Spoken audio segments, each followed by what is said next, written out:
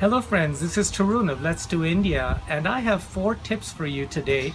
If you're thinking of going to India, these 4 tips will help make your trip go smoother and more enjoyable.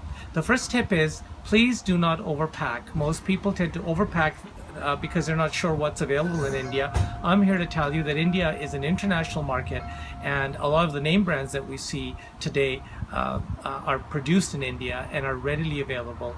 And that is with clothing, that is with toiletries. So pack light, take an extra duffel bag with you because you will come back with some more goodies. And buy in India. The value is much better, the pricing is much better on the same products, and you'll make it easier to travel and move around without holding everything you need at one time. The second tip I have for you is around currency.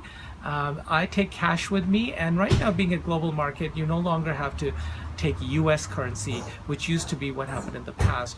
Now we take Canadian currency from Canada, or Australian dollars, or euros, or pounds. Cash works really well as long as you look after it and are careful. I don't take traveler's checks. There's too much administrative hassle around getting them cashed. However, ATMs are readily available and well stocked, and we've had pretty well no issues in using ATMs. I usually have cards from 2 different banks, as I do with credit cards. I typically take a Visa and a MasterCard with me, and most places, stores, some of the larger places that are not markets, will happily take your cards, and then you have a really good record of your transactions, and I find that the exchange rate on the cards is usually quite decent. The third thing I want to talk to you about is the markets. Now, typically at markets you need cash to bargain, and bargain you must. Bargaining is expected in India, and you're actually respected when you bargain. So go ahead, start with at least 50% below what's being asked for, and see where you can get a good deal. But a good deal means also staying in integrity and remembering to maintain some kind of a sense of value. Most vendors will never sell anything below their cost, and so at the end of the tough bargaining session, you always shake hands, and oftentimes you get invited to have a chai with the vendor and talk about families. And finally, I want to talk to you about the best time to go to India. I would recommend anytime October to latest the end of March. By about mid-February in the north, it starts to get hotter, and so if you want to get the ideal weather, anytime later in October, November, December, January, February.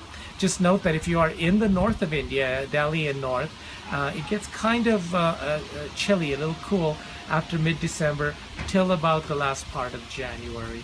Apart from that, the weather is very decent in India, moderate, comfortable, and so you can easily go from north to south with almost the same wardrobe. Of course, in the south we wear shorts sometimes and lighter t-shirts, and in the north we might have a sweater with us and maybe a couple of pairs of good durable warm trousers. So I hope this has given you a little insight into how to prepare to go to India. For more information, please visit me at letsdoindia.com, and I wish you a very good journey on your travels. I'm Tarun Puri of Let's Do India. Namaste.